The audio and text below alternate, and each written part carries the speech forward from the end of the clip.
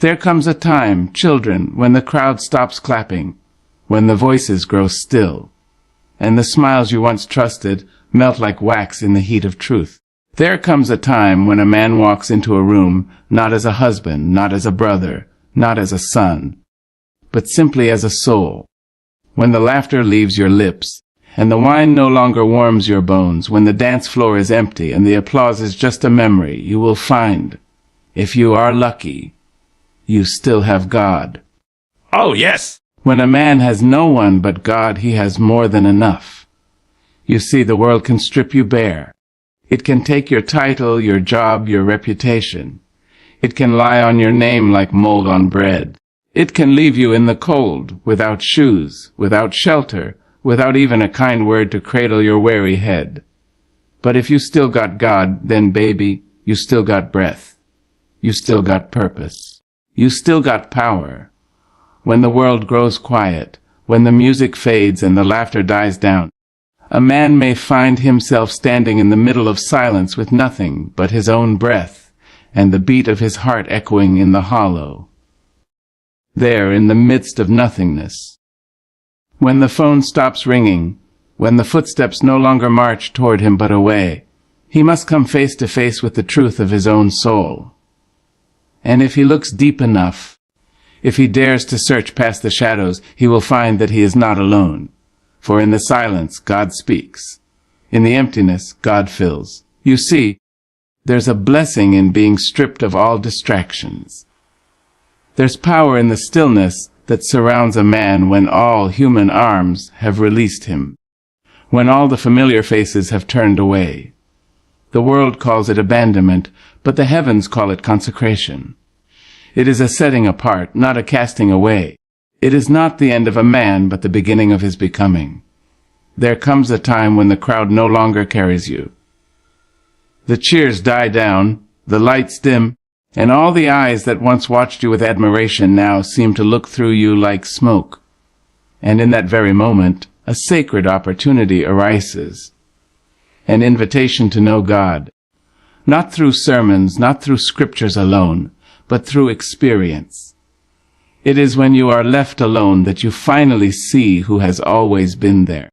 When the illusion of human dependency crumbles, the foundation of divine intimacy is laid.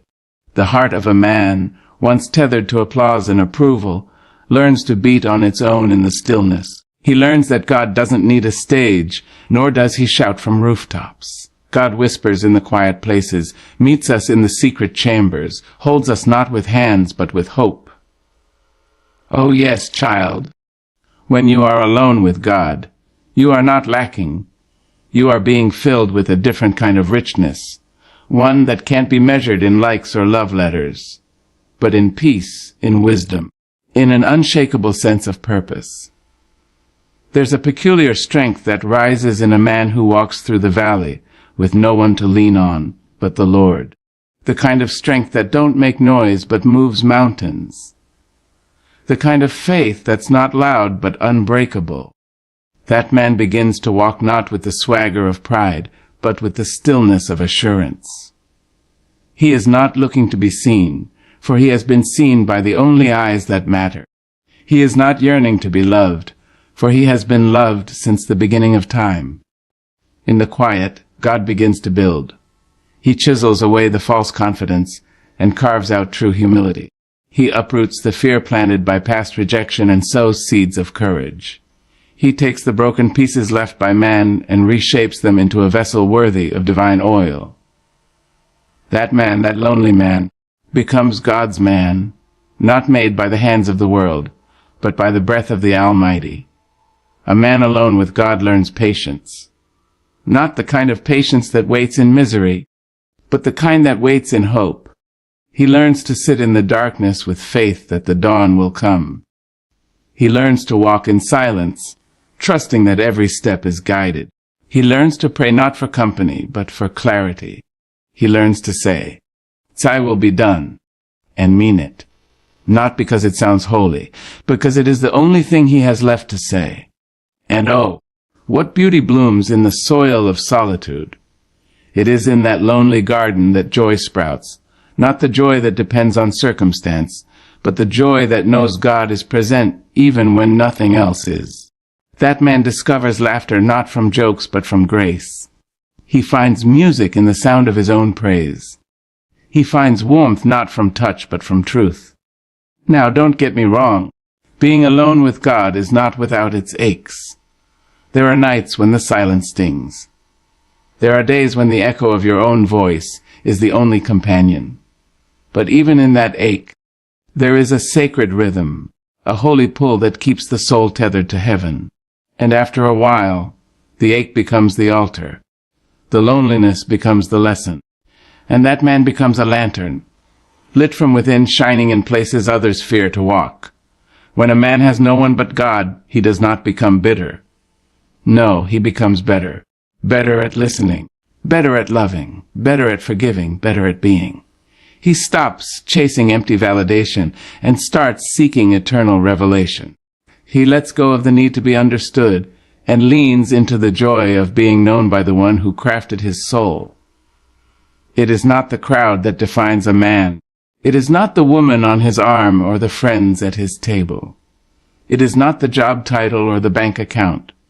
It is what he holds onto when everything else slips away.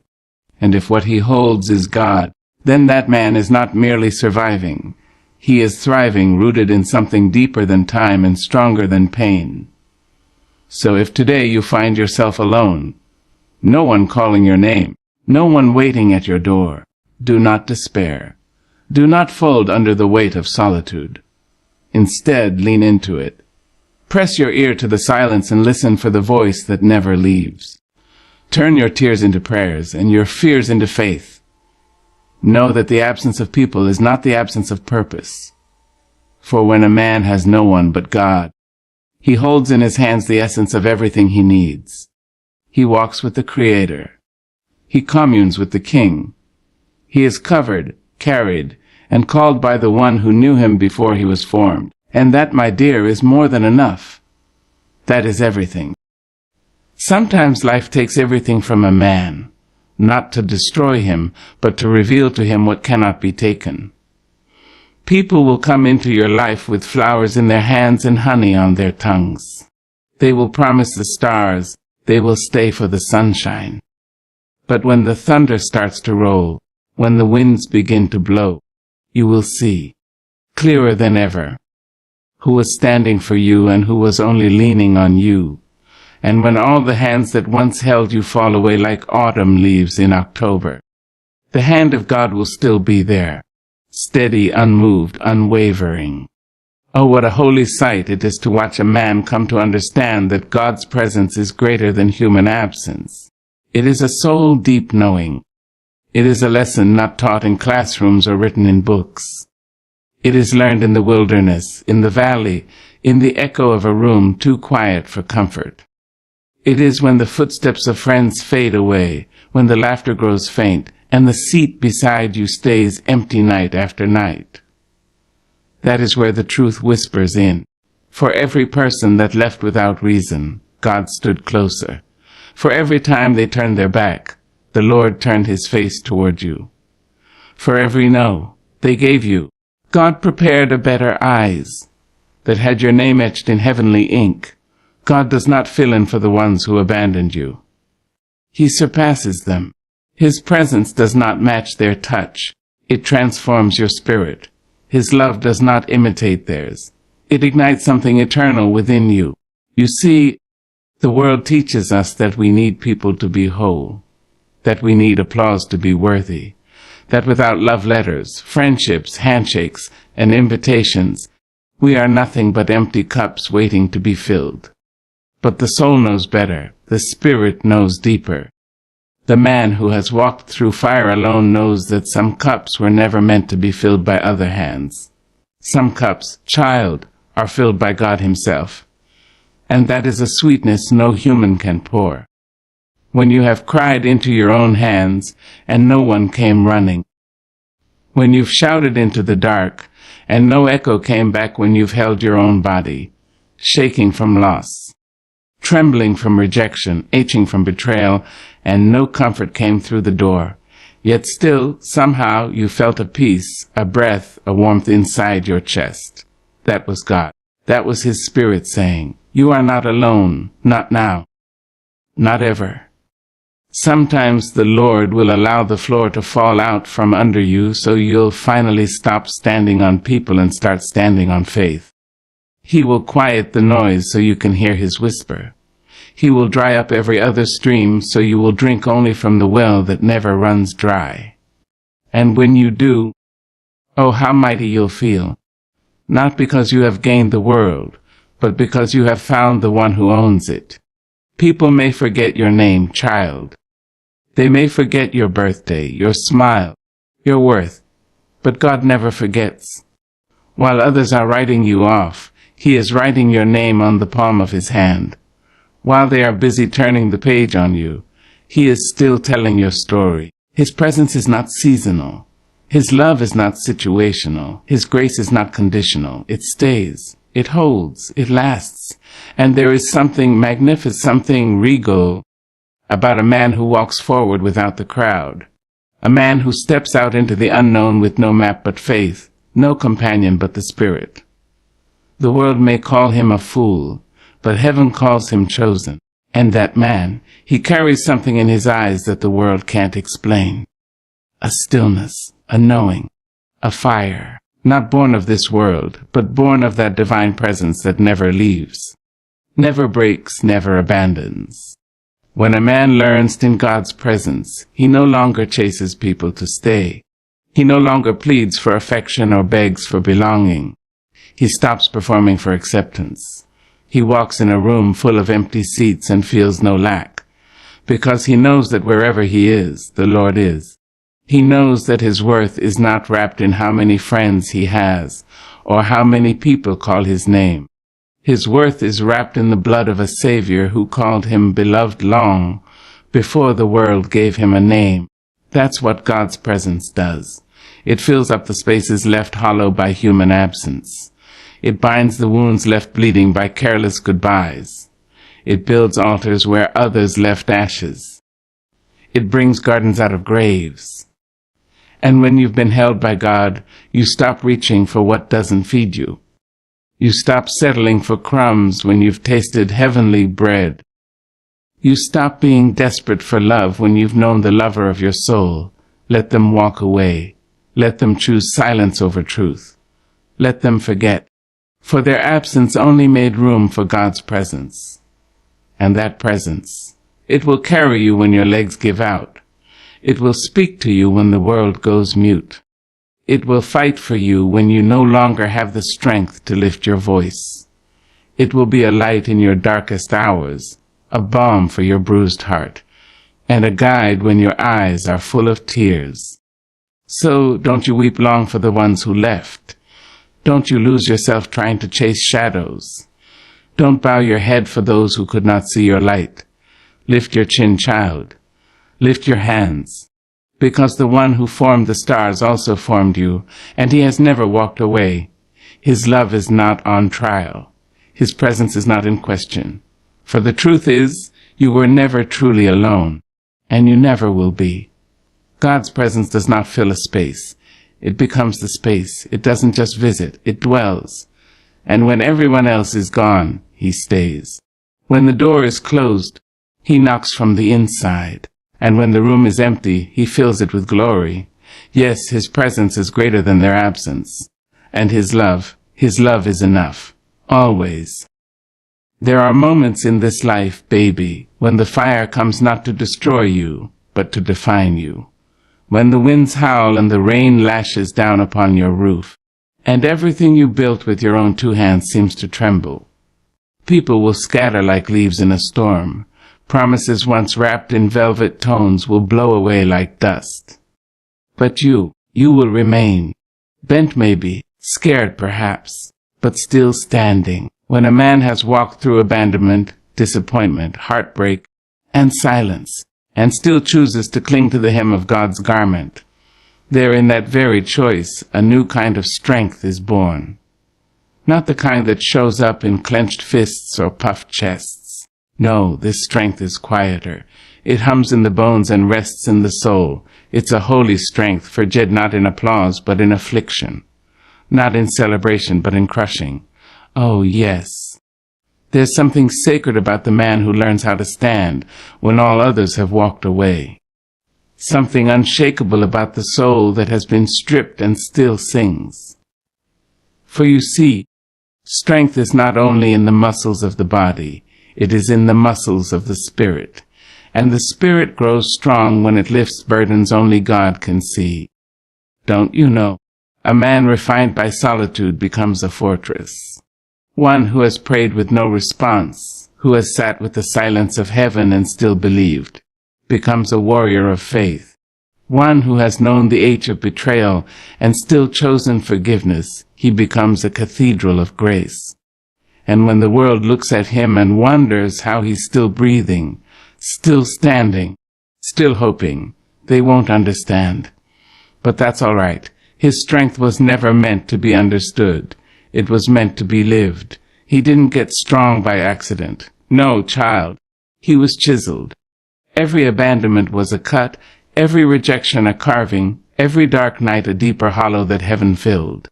That man became a sculpture, shaped not by comfort but by crisis. He doesn't talk much now, not because he has nothing to say, but because he has learned the power of stillness, of listening, of waiting. His silence speaks volumes. There's a strange and beautiful dignity that rises in a man who has been left alone with God and came out gold. Not shiny gold that glitters for the world.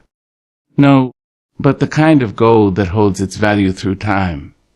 The kind that doesn't rust, doesn't fade, doesn't crack. His laughter is deeper, his eyes wiser. He has walked through fire and come out without the smell of smoke. Oh, the world tried to burn him, tried to melt his purpose, tried to drown his voice in the flood of sorrow. But he rose. And each time he rose stronger. Each time he prayed, he grew wiser. Each time he believed without seeing, he became more powerful. That's the strength of a man forged in isolation. The strength of a soul kept alive by God's whisper alone. You see, this man does not tremble in trials anymore. He doesn't beg storms to pass. He's learned to dance in the rain. He's learned that the thunder is just God rearranging the heavens. That the lightning is just God's way of showing light in the darkness. And the pain. He's stopped running from pain. He's learned that pain is the midwife of purpose. And when people come now, they see something in him they can't name. A peace that doesn't come from pleasure. A joy that doesn't require applause. A confidence that doesn't need confirmation. It's because his spirit has roots now. Roots that run deep into the river of God's presence. Roots that won't snap in a storm or sway in the winds of opinion. Roots that have touched something eternal. This man has stood alone in the hallway of life, waiting for a door that would not open, and still chosen to praise. He has wept in empty rooms and still whispered, "Thank you." He has been misunderstood, misused, and mistaken, and still chosen to walk in love. And because of that, he has become immovable, not unfeeling, not unkind, but unbreakable. His strength is the strength of endurance, of resilience, of relentless faith. It is the strength of Daniel in the lion's den, of David in the wilderness, of Elijah under the broom tree. It is the strength of Jesus in the garden, sweating blood, saying, "Not my will, but yours." That kind of strength doesn't shout. It kneels. It listens. It obeys. And oh, how the world needs men like that. Men who don't just talk about God but walk with him. Men who don't just quote scripture but live it. Men who have been through enough hell to recognize the sound of heaven. Men who have lost everything and found peace. Men who have known loneliness and learned to love from the deepest place. Don't you underestimate a man who's been left alone with God. Don't you assume he is broken. Because in truth, he is more whole than ever. Don't you look at his scars and think him weak. For every scar is a story, and every story is a testimony. That man is a temple. That man is a mountain. That man is a miracle walking. And the fire that tried to consume him, it lit his soul instead, so let him walk on, even if he walks alone. Let him speak, even if no one claps. Let him pray, even if no one hears. Because heaven hears, heaven watches. Heaven knows. For it is in the dark that stars shine brightest. And it is in the wilderness that prophets are born. Yes, when a man has been refined by solitude and held by God, he becomes a light the darkness cannot dim. He becomes a voice the silence cannot mute. He becomes a man the world cannot shake. And that, my dear, is the kind of strength no enemy can stand against. Somewhere between the age of loneliness and the rising of the morning sun, there comes a hush, deep and sacred.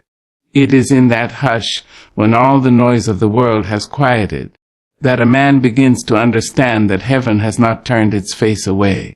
No, heaven has been watching, waiting, weeping when you weep, cheering when you take even one trembling step forward. You may not hear it in the chaos of life, but child, heaven honors the ones who stay faithful in the fire. You see, anybody can praise when the cupboards are full and the love is flowing like honey. Anybody can smile when the money's right, when the doors open, when the names are sweet on people's tongues. But when the music stops, when the feast turns to famine and the table's legs give way, who still lifts their hands? Who still whispers, "Thank you," through tears? That is who heaven honors. There's something divine, something eternal, about a soul that refuses to let God of even when everything else lets go of him. That man, quiet and weary, walking through life with holes in his shoes and hope in his heart, is not forgotten. Oh no, he is favored, he is marked. He is known in the throne room of the Almighty. His name is sung by angels, his tears bottled by God himself. Faithfulness, my dear, is not measured by how many blessings you have. It is measured by how many burdens you carry while still choosing to believe. It is counted in the mornings you got up when your heart was heavy. In the nights you prayed even when you felt like nobody was listening. In the hours you worked with no recognition. In the kindness you gave when bitterness would have been easier. You see, God is not impressed with the performance. He is moved by the persistence, by the widow who gives her last coin, by the prisoner who still sings in chains, by the broken man who still says, "They will be done." And when that kind of faith rises up, raw, ragged, and real, the heavens lean low to honor it. Heaven doesn't throw confetti or make a spectacle of the faithful. No, it anoints them in secret. It wraps them in peace that passes understanding. It gives them a joy that doesn't match their circumstances. It lifts their chin when the world tries to bow their heads in shame. Heaven doesn't always shout, but it surely sees. That man who was left out, looked over, laughed at. He is not unseen. That man who was faithful in the field while others were fighting for the palace. God sees him. He sees the one who stays behind to help the hurting. He sees the one who keeps serving, keeps sowing, keeps showing up, without cameras, without claps. And when heaven sees, heaven responds. Do not be fooled, child, by the quiet. For even in the quiet, heaven is moving. The ones who were forsaken on earth are often the ones most favored in the spirit. The ones overlooked by man are often chosen by God for the highest callings. For God does not choose the mighty. He makes the willing mighty through obedience, through endurance, through faith. You think your pain went unnoticed. You think your silence was in vain. Oh, no, baby. Every tear you cried was caught. Every sigh you released was recorded. And every time you chose love over hate, grace over revenge, faith over fear, God was watching. He was smiling. He was preparing a crown for the man who endures, who walks by faith when he can't even see his next step, who trusts when trust feels like a rope burning through the skin. He becomes a living testimony. He carries the fragrance of fire and the beauty of ashes. He becomes a lighthouse to those still drowning in the sea. Heaven honors him not just with blessings, but with legacy. not just with rewards, but with purpose. His name may not be in lights, but it is written in the book of life. And that book, my dear, carries more weight than any resume, any title, any earthly treasure.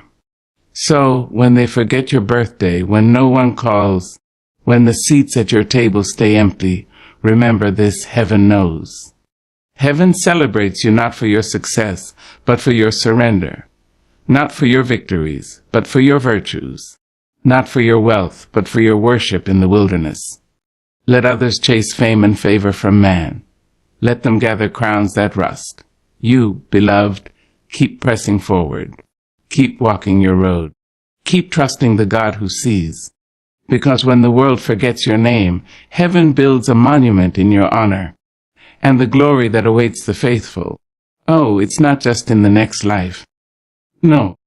Sometimes God will prepare a table for you in front of the very ones who walked away. Sometimes He will lift you in due season, not out of revenge, but to reveal His righteousness. Your faith is a seed, and it will bloom when the time is right. Do not grow weary in well-doing. Do not let bitterness rot your roots. Stay grounded in grace. Hold fast to hope. Speak life when death tries to whisper in your ear. Serve anyway.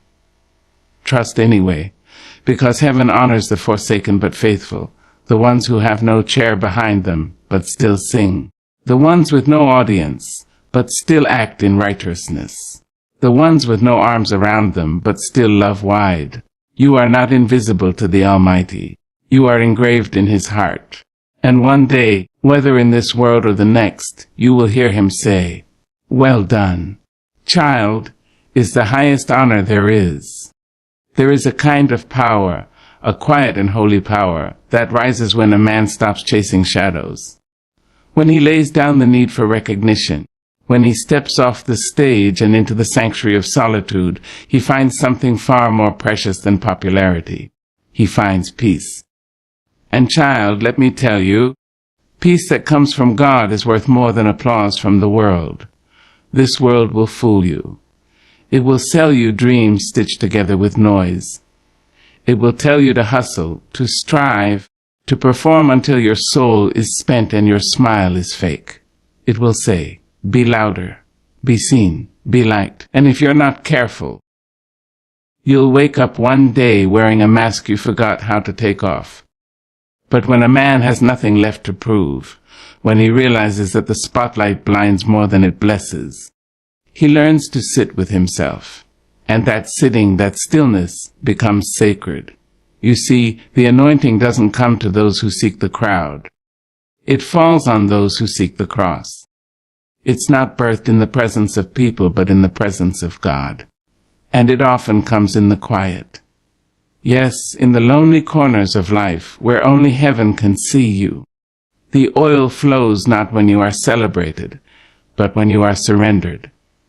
That man who's been hidden, who's walked through dark valleys and shut doors, who's heard more no than eyes. He may look ordinary to the world, but oh, he's a vessel, a carrier of fire, a keeper of truth.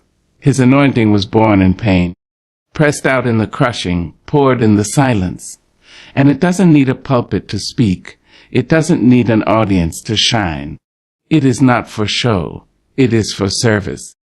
When a man has no one but God, he stops reaching for approval and starts reaching for purpose. He learns that real calling doesn't require a crowd to confirm it. He doesn't beg to be seen. He doesn't shout to be heard. He doesn't push through doors that were never his. Because he knows that what God has for him cannot be taken, cannot be delayed, cannot be denied. You see, the world hands out validation like it's candy, sweet and cheap, melting before it even touches your spirit. But the Lord, the Lord gives affirmation in whispers that steady the soul. He speaks to the heart in ways no amount of likes or followers ever could. And when you've heard God call your name, when you've heard Him say, "You are mine," you won't need to be called great by men. You'll already know you are beloved by heaven. That man who's been anointed in private will walk with power in public. But don't be fooled. It's not the kind of power that demands. It's the kind that commands by simply being. He doesn't need to boast. His presence carries the echo of prayers prayed in the dark. His steps are laced with obedience. His words, when he speaks, are soaked in grace and fire.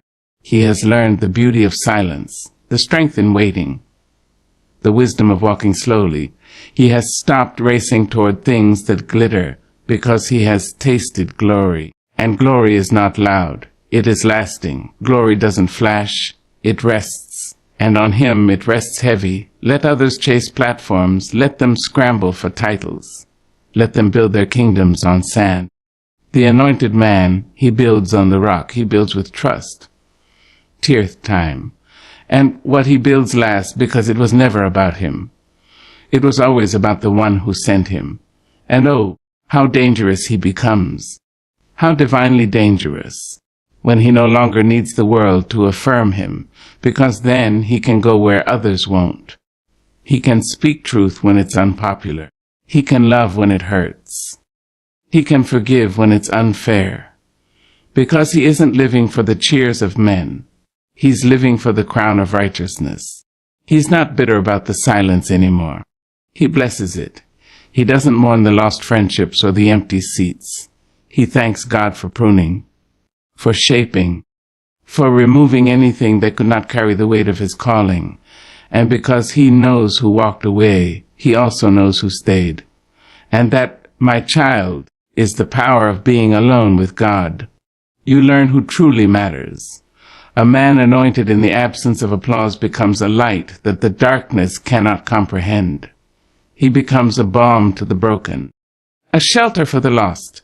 He becomes a testimony, not because he has never fallen, but because he got back up. Not because he was perfect, but because he was willing. Willing to be alone, willing to wait, willing to trust. And when God finds a willing man, he finds a miracle in motion. So don't pity the man who walks without company. Don't assume he's forgotten. That man who sits alone with his Bible and tears, who worships when no one's watching, who walks when no one claps. He is wrapped in glory the world cannot see. He is cloaked in power the world cannot comprehend. He is held, chosen, anointed. And when his time comes, when the Lord says, now, he will rise, not loud, not proud, but full of oil, full of wisdom, full of heaven. Because he didn't spend his waiting season wasting time.